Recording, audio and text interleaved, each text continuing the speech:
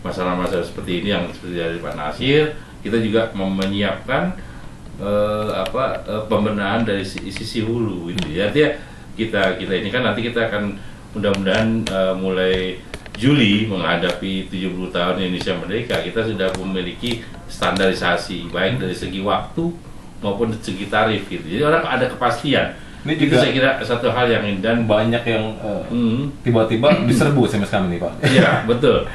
Dari Maros juga ya, Iya, Pak betul. Umar di Maros mau tanya biaya sebenarnya berapa sih untuk urus sertifikat tanah, kok di Maros ini ada yang ngurus bisa sampai 10 juta lebih ya, oke. Mungkin tanahnya ribuan hektar. Ya, saya kira kita punya standar yang standar tarif yang saya kira kita tadinya ada per mil, tapi kita sedang benahi. Jadi jenis layanan misalnya untuk yang sertifikat balik nama, pecah sertifikat, kemudian penaikan status haknya, kemudian memperolehan hak guna usaha atau AGB atau perpanjangan dan sebagainya, itu saya kira kita lakukan, dan nanti kita akan menjelaskan satu kebijakan yang memperjelas tarif itu semua ya. Jadi lamanya ini saya kira kita juga menyiapkan model sertifikat satu lembar yang berfoto. Satu lembar berfoto. Pakai foto. Jadi saya kira itu satu hal yang kita juga dapatkan baik. Itu ide yang bagus banget Pak. Soalnya Ya. kan kadang-kadang juga sertifikat hanya tulis, dan kadang-kadang kalau itu yang berfoto itu juga bidang tanahnya gitu ya. Iya, jadi penting juga ya. Iya, ada bidang tanahnya itu, ada koordinat dan Jelas, sebagainya. ya. Jadi tidak Ukurannya, iya, ya. jadi Ukurannya. jangan nanti karena tidak dikontrol, kemudian ukuran bidang tanahnya, tapi posisinya begitu di lapangannya berbeda dengan di Banyak kan itu. kejadian. Nah, itu kita cantumkan di ininya. Sekali lagi untuk Anda bisa ke @atr_BPN.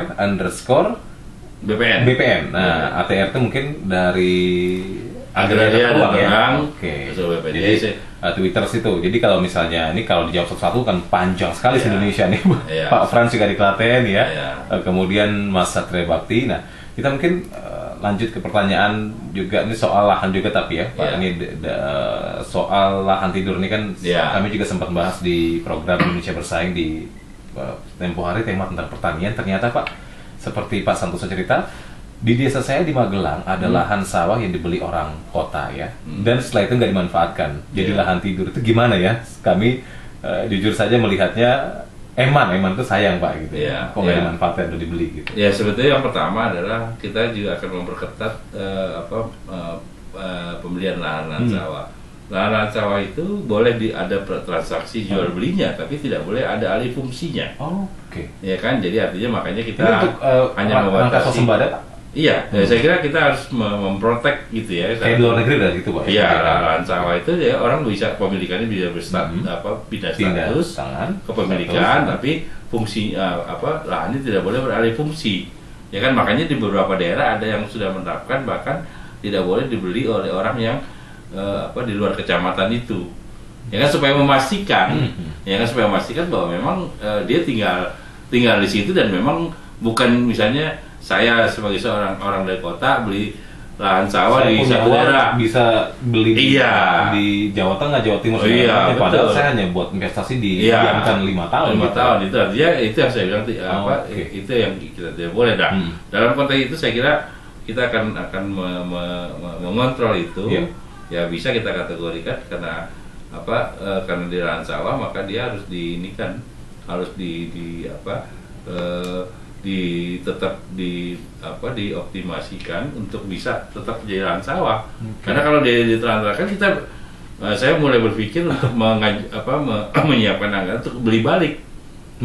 Beli balik, jadi kita beli kembali. Sawah ya. Iya, tapi kalau terhadap tanah yang kita sudah berikan HGO atau AGB-nya, ya kan, terus ditelantarkan, itu kita nyatakan tanah terlantar.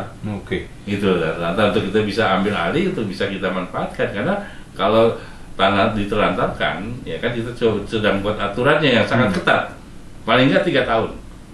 Ya kan, kalau 3 tahun, 1 tahun sudah peringatan, ya kan, 3 tahun itu sudah ada vonis. Kalau dia dari 10 hektar yang kita berikan hanya mampu dia garap 5, 5-nya garap, 5-nya kita ambil alih. Itu supaya orang lain bisa masuk untuk menggunakan sawah. Itu ya yang saya kira selama ini seolah ada pembiaraan. Tidur. Iya, jadi lahan itu yang saya kira tidak bisa. Sementara kebutuhan lahan juga di satu sisi kan Siapa sih nggak butuh sekarang? Oh iya kan banyak sekali ya kan, apalagi lahan itu kan sesuatu yang tetap. Orang ya kan? makin banyak. Orang kebutuhan orang tanpa ada penambahan jumlah pun tetap bertambah. Tambah lagi karena memang manusianya bertambah itu. Baiklah. Pak, ini by the way, Anda kan suka bola nih dari Pak Ahmed. Pak Menteri bersalam dari Pak Said Didu. Kalah, Pak. Ya, MU kalah untuk sebetulnya lebih memberikan satu pukulan nggak langsung pada City. Boleh kita kalah oleh Everton, tapi tidak boleh kalah dari City. Tetap aja Pak ya.